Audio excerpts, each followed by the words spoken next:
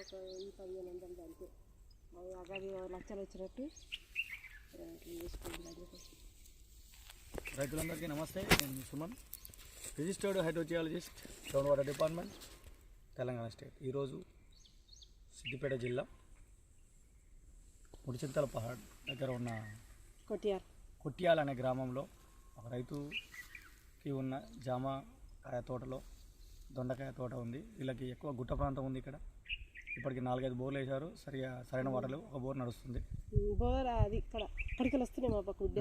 అది ఇది చెరువు పైభాగంలో ఉంది. ఇది గుట్ట ప్రాంతం ఉంది. ఎక్కువగా గ్రనైట్ ఏరియా కంపోజ్ అయ్యింది.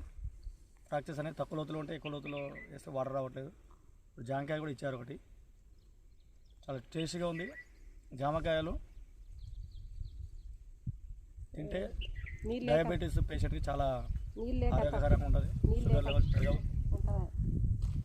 కంట్రోల్ ఉంటుంది. కానీ జామకాయలు బాగుంటుంది.